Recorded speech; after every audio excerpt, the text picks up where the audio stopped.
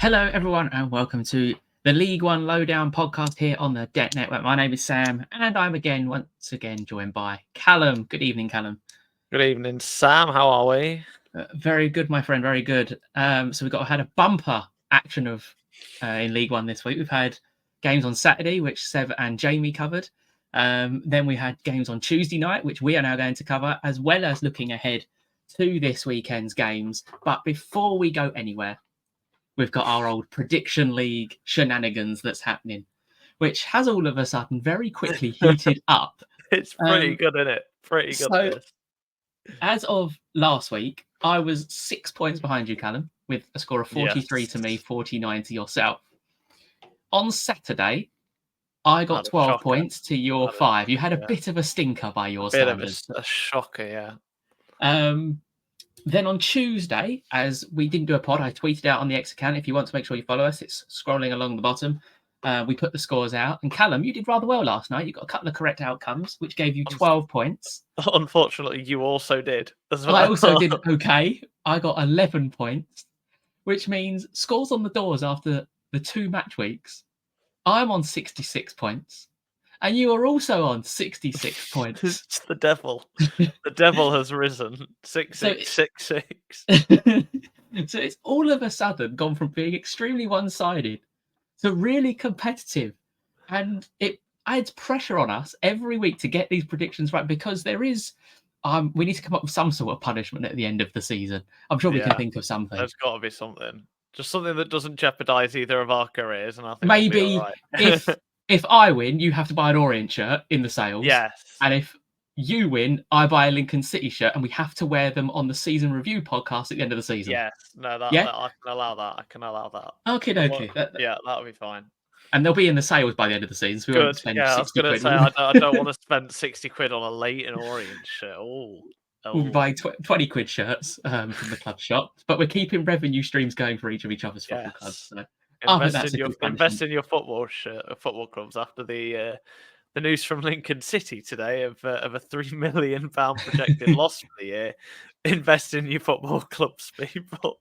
Yeah, support local. Don't support these big Premier League clubs. So speaking of Premier League and the fantasy EFL game that we have going on. So, Callum, you obviously don't do fantasy EFL.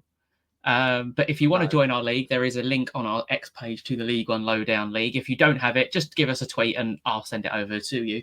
I'm doing rather well, thankfully. I'm top of every league I'm in, and then 100th in the world at that. So it's going rather well. But me and you have a rule of we have to have the players we pick on this podcast for my team near enough. So last week I picked Dion Charles for the double game week. He went into my team. You picked Nathan Baxter. He went into my team. So it's going rather well. So Callum, ahead of this week, who would you recommend into your fantasy EFL team? Well, I'm going to stay clear of what I've done the last few weeks and gone with a defensive / goalkeeper, because I feel like I've been playing that card too safe. So I'm gonna go attacking wise, and I'm stuck between 3. The main, obviously, top goal scorer in the league at the minute is Lee Gregory. 6 Mansfield. He's been, I suppose, one of the surprises of the season, really, as is Mansfield. But they play Blackpool, I believe, at the weekend. So that with Carl Joseph as well, he was potentially one of my other picks. I don't like him currently after last night, but anyway. So I'm gonna go Dion Charles. I think Bolton at home. Shrewsbury again. Shrewsbury obviously not bottom of the league, which is probably one place higher than we expected them to be. But so it's not looking too good for Shrewsbury at the minute. Defensively, only Cambridge and Burton have conceded more, and Peterborough, sorry. Peterborough, I've just realised, conceded the most in the league this year. It was 17. So, but anyway, I think Dion Charles probably a safe bet. Bolton, 3 wins on the trot now. 13 goals scored. Looks like they're probably, I don't want to say back into the form, but Ian Evatt changed a few things perhaps. I'll go with Dion Charles, I think. Okay, I'm going for a man from the club you support for this week. Oh, I've gone for Paddy O'Connor of Lincoln City for this week.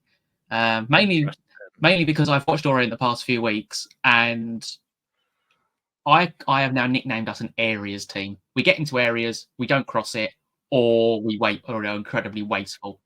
And I remember when we played you last year, you were extremely solid. You seem to have got your act together defensively again for this season now. So I'm going, and you'll probably score a set piece. To be honest, you'll probably score a header. So I've gone for Powdy O'Connor.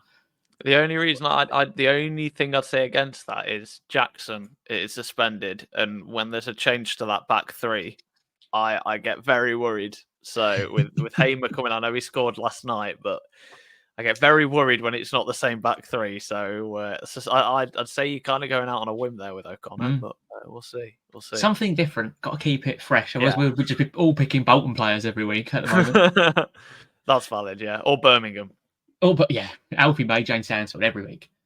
So looking at, I've picked 6 talking points from Tuesday's games or news that's happened over the past week. So we're going to start at the bottom end of the league with Crawley Town. Rob Elliott announced as the new manager. So I don't know how much you know about Rob Elliott, Callum, but obviously Scott Lindsay leaving the football club after 18 months in charge. Let me just call them Gateshead Town. Just like the Gateshead of the South, really. It seemed to have a particular... I think I saw someone suggest on Twitter or X that new Gateshead managers should have a Crawley clause in their contract, because apparently they keep on nicking the managers. I have a bit of an insight into obviously through what I do with my job, and Gateshead, they're a very well set up team, very much possession based football. That seems to be what Rob Elliott's played, very well known in the National League, that the Gateshead are the best possession-based side in the division. The one thing I'd say is with Crawley Town is they don't really, I wouldn't say anyway, have the players to play a possession-based style of football. So Rob Elliott's probably going to have to tweak a new things. It's a good appointment. He was probably one of the better managers in the National League, but he's skipping a whole division in League Two as well. So that's a lot of learning that he's missed out. It's an interesting appointment, one that probably, I don't want to say prepares them for the drop back in League Two should they go back in there. It could give them a fighting chance, but they're by no means relegated. But 3 wins, 5 wins in your last, 5 draws, 5 defeats. There we go. I'll get it right eventually. 5 defeats in your last 6 games isn't great. So yeah, it's an interesting appointment, not one I personally would have gone with, given what Crawley will probably be doing for the rest of the season. But we'll see. So would you have gone for somebody like an experienced sort of League One manager? I'm going to pull a name out of a hat. He wouldn't have gone Crawley, but someone like a Chris Hughton ilk, a more defensively solid manager who's nothing fancy sort of thing. You kind of want, I don't want to say the Steve Evans type, but someone who's gonna give you a bit of grit. I could be proved completely wrong. Look at what I said about Steve Bruce. I was a bit confused by that whole appointment, and look how well that seems to have gone. So he could turn around. It could be great for him, but also, I'm not sure personally. Yeah, it's a very similar style of play in terms of high pressing, possession based style, isn't it, between Lindsay and Rob? So maybe it'll work. Maybe it'll work. The players are probably going to be used to the types of football they're going to play, but as we've discussed a few times, while they create chances, their quality in front of goal and the quality over the pitch isn't probably good enough for League One, which puts Robert immediately at a disadvantage. But I think I do agree, if they do go down, they're well prepared with a good manager to try and fight their way straight back up. Yeah, we'll have to wait and see, I guess, I think. Staying at the bottom end of the table, Burton Albion and Cambridge United, the only 2 sides in League One still without a win. Both have now conceded 16 goals. Burton had drawn 4 of their 8 games, but lost 4 and have now lost 3 in a row. Cambridge has just seemed doomed with 5 defeats in a row, and it kind of summed up their season so far with Sam Nombe kind of falling over and the ball skimming off his back and then going in. Kind of the worst overhead kick in history, I think. Yeah, just a tad. It's an interesting one, but I feel like, we know Cambridge are kind of like, I don't know. I kind of think Cambridge are just a bit lost. We know they like to give their managers time. We've seen it left, right, and centre. I know that Gary Monk obviously was sent off last night. Convenient after the statement that was released before the game. While Barry Core was doing the media duties. It's a weird one in it. I mean, Gary Monk, it's clearly not worked out at all for them. Really, really not worked out for them at all. Burton one's an interesting one because they've got, it was an exciting appointment. They kind of followed, I don't want to say followed the Lincoln guide, but getting an under 21s manager from an established, I think it was Chelsea, wasn't it, in Robinson? So yeah, a appointment, you'd think. Obviously, Chelsea known for bringing through a lot of youth players. But again, he seems to be struggling with that step up. But then again, so did Scabala to start with. So I don't know. In terms of Burton Albion, I think he's probably got a bit more time there to turn things around, but they seem to be heading in the wrong direction. Cambridge, the longer they keep Monk in, the less time they have something to do about it. If that, I don't know, it's weird, but yeah, it's weird for Cambridge, isn't it? Because I think they've been toying relegation for the last 2 years and have got incredibly lucky that there was 4 worse teams than them. Their recruitment, they probably, in Corey Smith and Kelland Watts, so was probably the 2 signings that stood out. Shane Lavery, while he's a decent striker, is always injured. And then you looked at Burton, and it was just, we're just going to sign absolutely everyone. It was like a football manager approach to transfer. They just enjoyed signing players, so they just signed everyone and everyone. And they've signed quantity over quality, you could say. In terms of, I went through Burton's squad yesterday, and I was like, how many of these players have actually played in League One or could be given a chance as a League One player? And there was only about 4 or 5 I actually came out and thought, yeah, you're probably just about League One quality. And Robinson's managed, I think it was at League 2 level with Wimbledon or League One, and he didn't do very well there. So he had managed a senior team as well and didn't come out with any glory. So sliding down the table. Conveniently for Cambridge, I've just seen on Twitter, Dino Marmria has posted on Twitter saying in the 10 games before he joined a club versus the 10 games afterwards, and basically saying you go from a 0, I think at his last club he said a 0% to 50% win rate at Burton Albion when he last went over there. So I feel like he's kind of poking Cambridge into, he's that's if you're struggling to score goals and get wins, you can hire me as your manager. He's a bit bored. So I don't know. Maybe that's the move. Cambridge sacking Monk, hiring Marmria, which would make his press conferences a bit of fun. Anyway. So staying near sort of up to mid-table now, Charlton Athletic now falling down the table into 11th place with 3 defeats in a row, 1 win in 5. And since Nathan Jones kind of said, oh yeah, the Cardiff City job will be a dream for me, they haven't won. They can't score goals, just the 9 goals. Only Stevenage in the top half of the table have scored less than them. But they seem to start to be shipping goals as well, conceding 3 to a Bristol Rovers side who weren't exactly in good form themselves, losing 4 in a row. I mean, sometimes you get results like that are just a bit of a misnomer, a bit, how do you explain this? But it does feel like, I mean, we saw it with, I think the one from last year with Steve Evans was Rotherham. And now it kind of feels obvious. Nathan Jones's head has been well and truly turned, which I don't get why. He's got much more of a chance of doing well with Charlton. I imagine the resources there at Charlton. He's probably got reasons he'd want to go to Cardiff, but I don't get it. There's no excuse really. If your head's turned by a job, you still have to give your all at another job, because then what does that say to your future employers? If he goes to Cardiff and start doing very well, and then I don't know, a Sunderland or a team towards the top end of the Championship need a manager, he's going to go at the first port of call. It doesn't. It doesn't look doesn't look great for him. But it's poor from Charlton, really poor. It's extremely similar to what they did last year. I don't know if you remember, they started really well and then kind of just fell down the league. And what they seem to have lost when Nathan Jones first came in is the ability to grind out a result, grind out a draw. They drew a lot of games when Nathan Jones first came in, but they've only drawn one of their first 9. They seem to have lost the ability to grind out a result and dig in and pick up a point rather than losing. I mean, they nearly did. Like that's the thing. They nearly did. They got back to 3-2 in the 94th minute. But when I was watching, because I was at work, and I saw Alex Mitchell's name pop up on the screen, I'm just like, if Alex Mitchell's scoring, something's gone wrong, because he barely scored for Lincoln last year. So it felt a bit weird, and I was just, they've.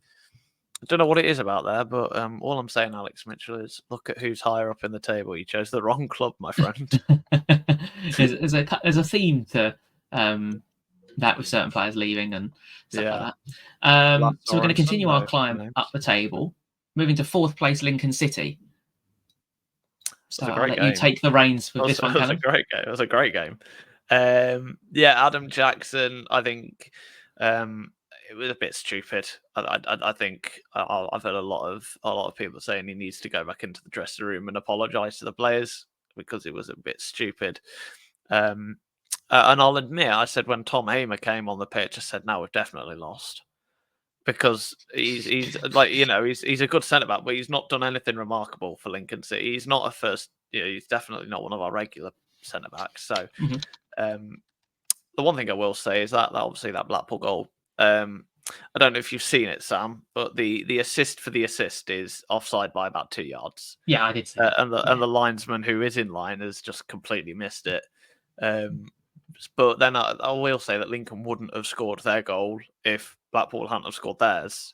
And it was really weird. It was a really poor Lincoln performance, but it kept them. Do you know what I mean? It was a really poor Lincoln performance, but the fact that it was 0-0 until the game opened up in the 70th minute with the red card is incredible for Lincoln. Like, do you know what I mean? Like, going to Blackpool, and it's obviously we'll get on to some trivia later, but it continues this incredible away run. Like, I don't think anyone would have predicted this at all. And 4th in the league after match day 8 for Lincoln. Little old Lincoln. Who'd have thought it? I think speaking of smaller clubs doing rather well in League One is Mansfield Town. Newly promoted Mansfield Town, we must add. Everyone goes on about Wrexham and the Hollywood story. Mansfield Town are level on points with the Hollywood story, with a game in hand, and have now won 4 games in a row. Nigel Clough, brilliant recruitment in the summer. Bacchus looks outstanding in midfield and is also playing wing back. The experience of Lee Gregory, who is the League One's top scorer, we know he can score goals at the Championship level, and he's come in and he's just hit the ground running. Right. Well, I'm going to preface this statement by saying Mansfield are doing an incredible job, and you can only beat the teams that are put in front of you. We're not halfway through the season yet. Not everyone has played every other team, so you can't go to, But all I'll say is Crawley, we know what position they're in. You'd expect a side that are serious about top half, to beat Crawley. But again, you can only beat what's in front of you. The most impressive one is obviously Northampton away. Northampton we expect to probably be mid-table, don't we, really? So no, mid-table, roughly lower mid-table. Again, they're not on a great run of form themselves. Shrewsbury at home, you'd expect them to win, and Cambridge at home, you'd expect them to win, really, if I'm being harsh. So out of the 3 games, out of the 4 games, I'd expect them to have won 3. If I'm honest, that Northampton one was an impressive result in terms of just on face value, but it's the streak is really good. And again, like I say, you can only beat what's in front of you. I say we're Lincoln. Obviously, I was all over the moon that Lincoln are 4th, but you have to bear in mind we're only 8 games in. We're not. I don't think we're a quarter of the way through yet, are we? No. At all. So everything has to be taken with a grain of salt. But again, like I say, you can only beat what's in front of you, and all credit to Mansfield Town because that's exactly what they're doing. Yeah, so if you're interested, we're 18% of the way through the league season in terms of we played 102 out of 552 matches. Oh, yeah. There's my completely random stat of the day. So Mansfield Town fans, don't kill me. I'm giving you a lot of credit for what you've done so far this year, and it is very good. But you can only beat what's in front of you, and out of your last 4 games, all of them have been. Well, I say all of them have been below you. Obviously, you're in the top 6 of the table. But my point stands is that the teams that you've been playing have been in and around the bottom. I think all are, including Northampton, to be fair, in the bottom 6 off the top of my head. Yeah, Northampton 19th, Crawley 21st, Shrewsbury and Cambridge 23rd and 24th. So you're not playing the tough teams at the minute. That's what I'll say. Okay, I'll plead the 5th. Mansfield Town fans, get in the comments your feelings on Callum's thoughts on your football club. Am I banned from your town now? And the final game I want to have a quick look at was Wigan Athletic, not renowned for scoring goals this season. Now sitting in 14th, so they'd scored 6 in 8 before last night. Rocked up, most clean sheets in the league with a 3-0 win against Peterborough. Now 6 clean sheets in 7 for Wigan. An extremely solid side out of possession and adding that final touch of quality in the final third. Leaving Peterborough now in 16th place, and as you said earlier, the leakiest defence in the league. Peterborough have kind of gone under the radar, haven't they? Because everyone just assumes they're a bit of fun. And they are a bit of fun. But it gets to the point, really, where you have to be like, where are the results? It's like we saw the other night. They went, 2-0 up against Birmingham and then threw it away. If you're throwing away a 2-0 lead against any team, that's worrying. And then to do exactly this, I say to do exactly the same, didn't even score against Wigan. And that's the worrying thing for Peterborough, is normally you could rely on, if the other team has scored 3, at least Peterborough will have scored at least 3 a lot of the time. So it's a weird one. I think the worrying thing for Peterborough would have been the fact that they didn't score at all. Yeah. So I think Peterborough are going to be one of them teams with the amount of defensive injuries they've currently got. They're going to have to score 3 to actually win a game. 100%. It was a game when we played them last Tuesday. We should have beaten them. It was simple as that.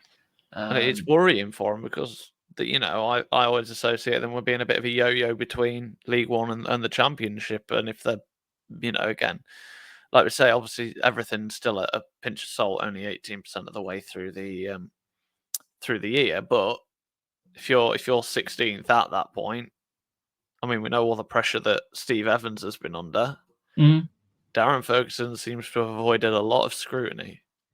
That's an excellent point. We've never really spoken about Darren Ferguson because obviously this is his 3rd spell as Peterborough manager. He seems to have avoided a lot of scrutiny. And Peterborough have a habit. Peterborough have a habit of hiring old managers. What are the odds Grant McCann comes knocking on his old Darren McCann jaw? Give it 2 weeks, boys. He'll be back. So now we move on to what I'm calling Trivia Thursday, as this podcast goes out on a Thursday. So we have 2 questions here that I'm going to read out. And if you want to put your answers down in the comments or think of the answer during the ad break, and then we're going to come back after the ad break and I will tell you the answers. So the first question is, how many games are Lincoln City now unbeaten away from home? I know this one. That's the first question. That's because we're reading them off the sheet. I knew this one anyway. I actually knew the answer to one question for one. And the second question is more for Birmingham City fans, because I don't think we can go without mentioning this. 7 wins in a row. Birmingham City have won 7 in a row. When was the last time Birmingham City achieved this? So again, let us know your thoughts in the comments. I'm going to quickly go to an ad break now, and we'll come back and reveal the answers.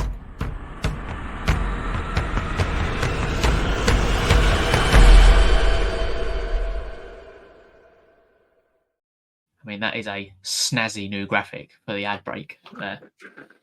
Caught me off guard, Jesus. If you're watching on YouTube, that's quite a snazzy new graphic. So the first question we had was, how many games are Lincoln City unbeaten away from home?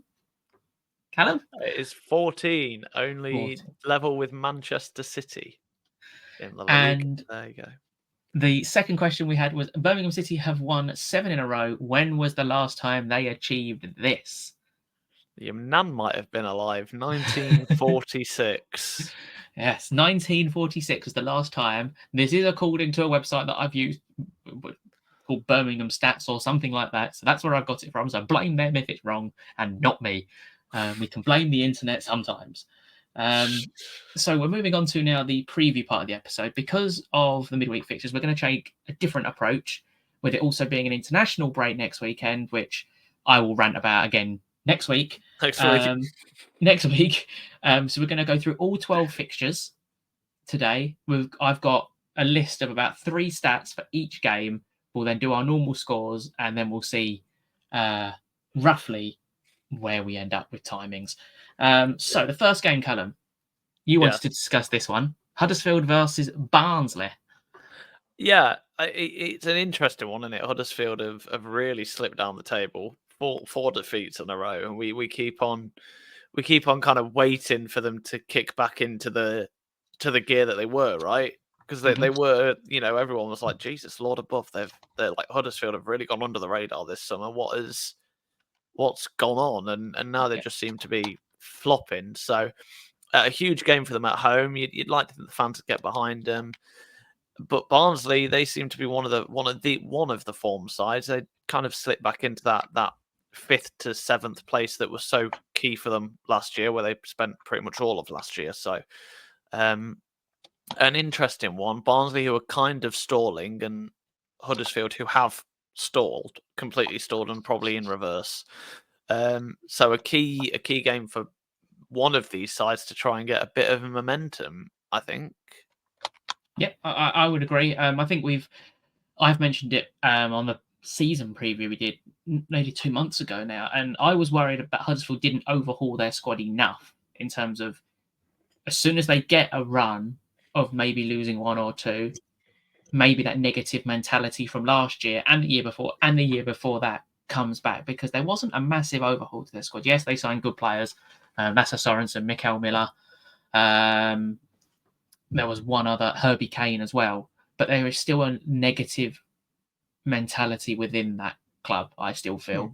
There's enough players there from the previous 3 years that once they lose 1 or 2, their confidence is completely shot. Yeah. And as good as a manager I think Michael Duff is, it's very difficult to shift that mindset. So a couple of statistics on this game. Obviously, Callum mentioned it's 4 defeats in a row for Huddersfield since they actually beat Bolton 4-0. They've lost to Northampton, Blackpool, Reading and Birmingham. Barnsley are the 3rd best at scoring goals in the first half, and they've scored the most in the league in the first 15 minutes of matches. And in the second half, though, only Shrewsbury and Cambridge have conceded more goals than Barnsley, which I thought was quite an interesting statistic, really. Yeah, I don't know. I feel like if there's going to be a game for Huddersfield to kick their gear in, I think it'll be this one. I don't know what it is, but I'm going to back Huddersfield here and give them a 2-1 win. So I have gone for a lot of draws in recent weeks, especially with Barnsley games. They've drawn their last 2 at Barnsley, and I'm going to back them for another draw this week. They only seem to be runs that I'm getting correct scores on all these draws. So I'm going for a 2-2 draw again. I think Barnsley can score goals. I don't get Huddersfield's ability to score goals, but defensively, I don't think either of them are particularly strong. So I think it'll be quite an entertaining game this weekend, shall we say. So moving on to arguably the game of the weekend in terms of stature is Charlton Athletic versus Birmingham City. So Charlton have scored 56% of their goals in the last 10 minutes of matches this season. And they've conceded 33% of their goals between the 61 and 70 minute mark, which is notorious for when teams actually make their changes. Birmingham have actually conceded 50% of their goals in the opening 20 minutes of games this season, and 2 of them have down to Peacock Farrell mistakes, which led to some journalists and people saying that they should drop Peacock Farrell. I've never personally been a fan of Peacock Farrell. When they signed him, I was like, it's probably his level League One, but he's already made a couple of mistakes, which, if Birmingham obviously didn't have the firepower of Alfie May, Jay Stansfield, Lyndon Dykes, and as well as others, they could be in a bit more bother, because they've only kept 25% of clean sheets in their 8 games this season, which is rather alarming when you think of the types of players they've got. But they have won 7 in a row, so you can't begrudge them that. Charlton are on the other end of the spectrum. They don't score many, 9 compared to 17. They've only conceded 1 more goal than Birmingham, but they have won 1 in 5, so 2 completely contrasted bits of form. I think unless Birmingham lose a game, at the minute you can't criticise them. Like if you win a game, like and the form they're on, that they're winning, there's not really much more you can ask of them. Anyone who's criticising them is just a bit Jealous. Well, yeah, I'm just a bit of a dick. So I'll go just 3-1 Birmingham. There's your title. Just a bit of a dick. I think that's the only thing you probably criticise Birmingham for, isn't it? Not keeping enough clean sheets. But when you've got firepower, who cares? Like it's like no one would care about Peterborough. Like we're about to talk about, no one would give a crap if they scored 4 goals. No one would care that they conceded 3. It's an excellent point. Would you? You wouldn't care at all. So I feel like that's just my point. Like, who cares if you've got a crap defense? No one cares if your attack's great. It's a very fair point. So moving on to 2 teams who've got one really good attack and a bad defense, and one team who's got a very solid defense and an okayish, well, an attack that's not very potent at the moment. So Stevenage has scored 7 goals in 9 games, but I've only conceded 5, which is actually the joint best in the division, alongside Wigan Athletic. Stevenage have only scored 14% of their goals in the first half of games, and they are yet to win away. Peterborough's home form is actually okay, but they have won 1 in 5. They've got a plethora of injuries to defenders, but as we know, and Hector Cipriano also went off injured last night, so another injury to add to the list. So injuries are piling up for the Posh, but they've still got that quality in attacking areas. Stevenage have crept up there, up to 9th. That's the one that's kind of really gone under the radar, really. But in terms of this game, I'd just part of me think it's going to be a draw, but then also Peterborough have to win at some point. You don't score 14 goals and not pick up a win. Like they've scored 14 goals this year and they've only won 3 times. Mm-hmm. I like, to me it just feels a bit odd. So I'd back them to win 2-0. Okay. I think Stevenage are just going to struggle. Sorry, back Peterborough to win 2-0. I should clarify. Peterborough to win 2-0. Okay. Yeah. I just think Stevenage will struggle. Like I say, they're yet to win away from home, and they don't really strike me as the team that win away from home. If you want that, you know, they're just going to have solid home form, and that'll see them over the line this year, I think. Okay, I've gone for 2-1 to Stevenage. I think the physical threat of someone like Pierre Gianni is going to cause them problems from set pieces.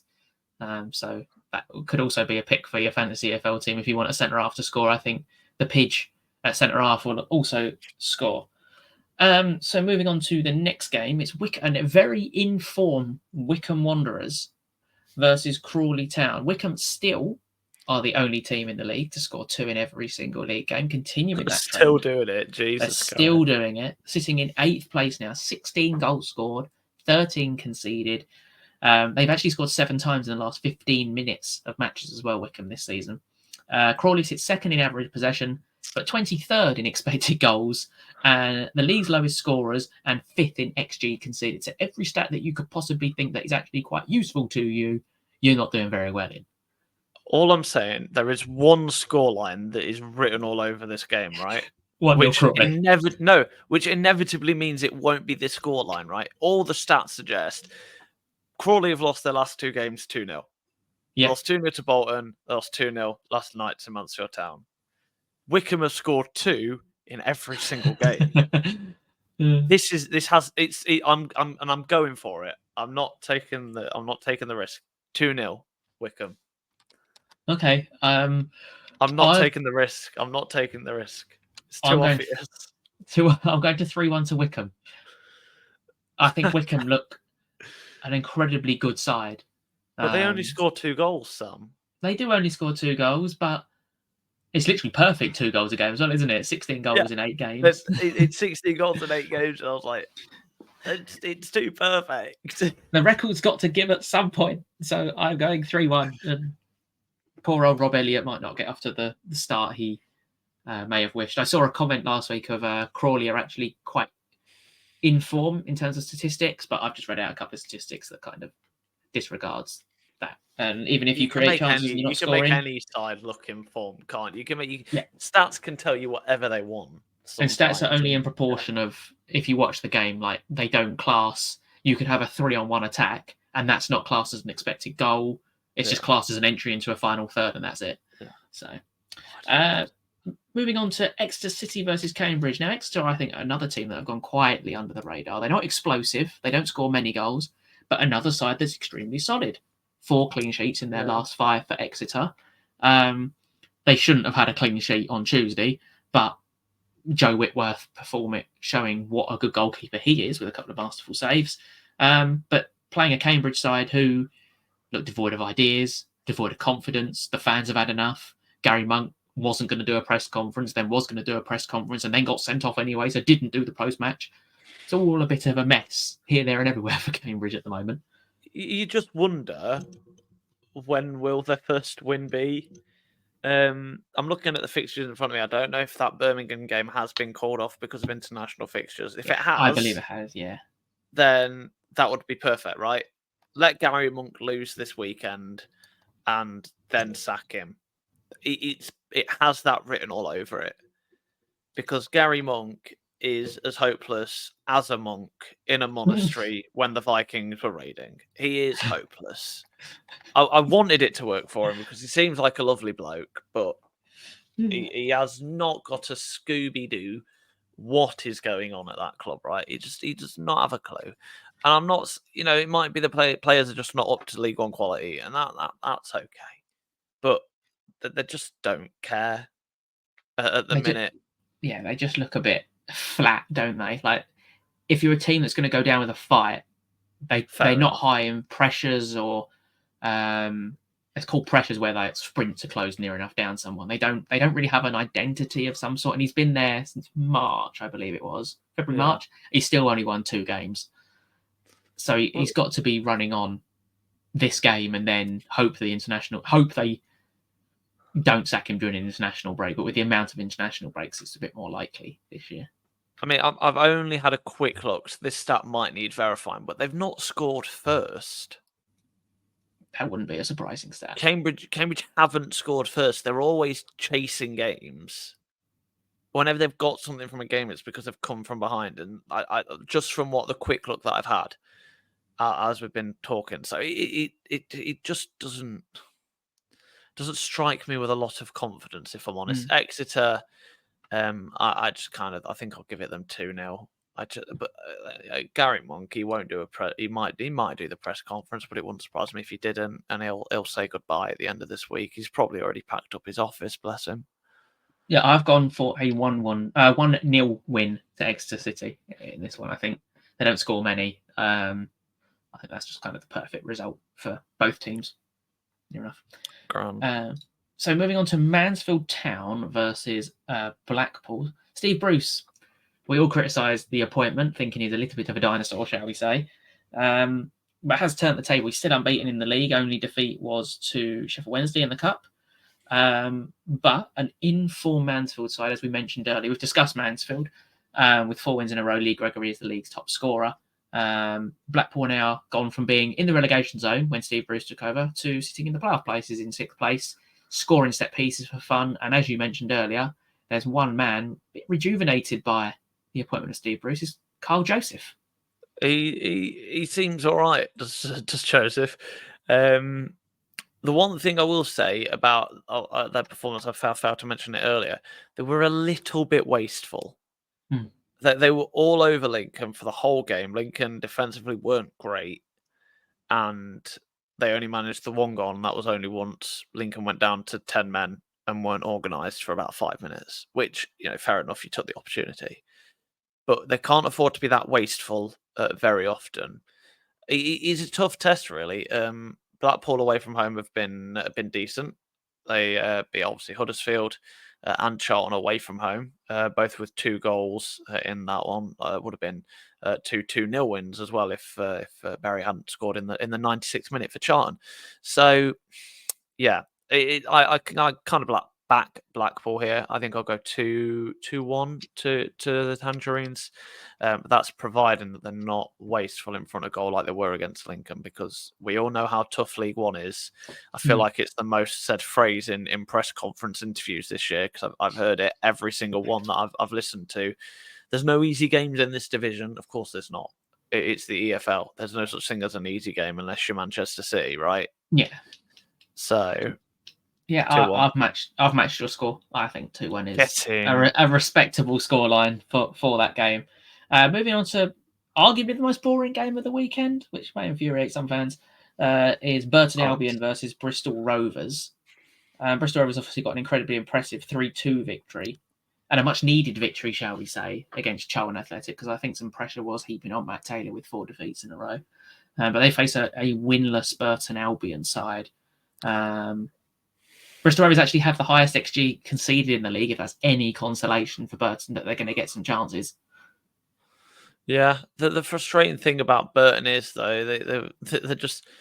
the defence just doesn't seem to be gelling. And the issue is when you concede goals in matches, you tend to not... your defence just loses the willingness to gel. If that makes sense. You look at what they conceded in September: 2 against Rotherham, 1 against... conceded 1 against... 2 against Rotherham, 2 against Barnsley, and then 3 against Blackpool, and then last night 3 against Reading. Mm-hmm. It doesn't make for pretty reading defensively. I haven't looked at the attacking numbers for Burton, but they don't seem to be too promising either. And no, that's the worry for them as well. Yeah, I would agree. So I'm looking at Burton's next fixtures. So they play Bristol Rovers obviously this weekend. The international break's been called off for them. They then face a trip to Bolton Wanderers. That's tough. And a home trip to Wycombe Wanderers. Tough. And then they play Cambridge. Will likely have a new manager by then. So there's 2 games, end of October to November, that they have to win if they want to sort of compete. Because I don't think they'll win any of their next 3, including this weekend. To be honest. I think I'll give them a draw. I think 1-1 probably seems to be all right. I think, and that's me being hopeful for Burton. I've gone for another 2-1 victory this time to Bristol Rovers. There's something about Burton. They have a whiff of what they were last year. Yeah. Shit. So, I'm not at the point where I'm roasting them yet. I'm still. I think I've gone past that point. I think I'm on the pity. I'm on pity now. Pity watch. Pity watch. So the next game is Bolton Wanderers versus Shrewsbury Town. An informed Bolton Wanderers now. Ian Evatt seems to have saved his job. 3 wins in a row, 3 scoring now, Bolton. Shrewsbury was still only 1 win and 6 goals scored, which is only worsened by Crawley. It's just really annoying that 3 of their 6 goals were against Orient, and their only other win was against Orient. But they seem to have got their mojo back, have Bolton. Yeah. The issue I've got with Shrewsbury is that they just seem to be in a bit of free fall. I mean, the owner wants to sell the club. Mm-hmm. I don't know. I don't know about Shrewsbury. They've got League 2 written all over them. So I would argue that if you go into Shrewsbury, you're expected to. If you play in Shrewsbury, welcoming them. You've got to expect to get a decent result. I'll go 3-0. I think 3-0. Okay. Yeah, I think Bolton will continue their mojo-iness, as I'm now calling it, and they'll win 4-0. Form tends to be the actual word, but form. Yeah, I'm going with mojo-ness. I like that word better than form. Such a boring word, form. So we've now got Wrexham versus Northampton. So no wins in 2 for the Hollywood people, and no goals. And a 1 win in 4. So they seem to be going for a similar patch to what Stockport have recently in terms of no win in 4. Little bit of a wobble, but I think that's still adapting to the league. Northampton have been rather inconsistent, as we've seen multiple times throughout the season, with 1 win in their last 5. Just sitting above the relegation zone now. So I think, for me, this one is going to be 2-0 to Wrexham. Yeah, I don't want to say fairly comfortable, but it kind of feels like one of the more ideal matches for Hollywood, or Wrexham as they're also known. So I'll go with I like you 2-0.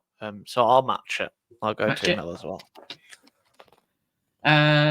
Moving on to Stockport County, they face Wigan Athletic this weekend. Wigan, as we've mentioned, impeccable defensive record versus Stockport side who returned to winning ways last time out. It's an interesting one. Again, this one, Wigan have been somewhat impressive recently. A frustrating team to play against, but Stockport, again, I don't want to say inconsistent by their standards, but they had a bit of a wobble, like you say. So, I'd go 2-1 Stockport. 2-1 Stockport. I've put a 1-1 draw for this game. I think Wigan are impeccable defensively. Stockport are extremely balanced, so I've go for a 1-1 draw in this one. So moving on to the next game is two teams. Us two support is Lincoln City versus Leyton Orient. I'm going to let you take the reins with this one, Callum. It's the League One lowdown derby, isn't it? Really? Yes. I think Lincoln really at the minute they're one of the form teams. Like, I don't want to say they had a bit of a wobble, but the fact that the supporters were a bit meh with 2 draws. Was it Peterborough and Wigan back to back? Wrexham, yeah. For Lincoln, it was it was just a bit meh, really. So it shows the standard that Lincoln have set of themselves. Just the atmosphere at the club is incredible. I think it's Lincoln's first 3 p.m. kickoff for a while. I think it's their first 3 p.m. kickoff on a Saturday at home since August, I believe, off the top of my head. So, yeah, they because the home match, I think it's the first one since Mansfield, anyway, which they won 4-1 off the top of my head. So, I bet Lincoln to get a 3-1 here. I just think at home they're starting to get that home form. I don't think they'll keep a clean sheet just because they don't have that that consistency of the back three with Jackson's red card. But yeah, I'll go 3-1. I also think you'll win. I do. I think I've got you to win 2-1. You won 1-0 last year through a geezer who never scored for you. So I'll go with a 2-1 victory. We just look shattered, and this international break's coming at the right time for us. So the final game of this week is Rotherham United versus Reading. Rotherham picked up their first win in 5 with Nombe scoring with his shoulder blade. And Reading, despite all the off-field issues, 3 wins in their last 5. Back-to-back wins as well for them, which is relatively impressive for Reading. We know all their struggles, and we still, I think, the theme is expect them to probably drop off as the season goes on. They're not doing it as of yet, but I think it's something we expect them to do. Only got 1 draw all season do Reading, but Rotherham seemingly the draw specialists with only Burton drawing as many games as them. So I think I'll go 2-2. We'll go 2-2. Is it? Okay, I've gone for a draw, and I have gone for a 1-1 draw in this one. I think that about everything. This. Yeah, we've smashed it. There we go. All done in normal time as well. That's not bad at all. Double the amount of games. But that doesn't affect us. Time. That doesn't seem to affect us at all. So, thank you everyone for listening. Make sure you leave your comments there, what you think of our predictions and your discussion points. Make sure you follow us on the X page, which is scrolling along the bottom. Thank you very much for listening.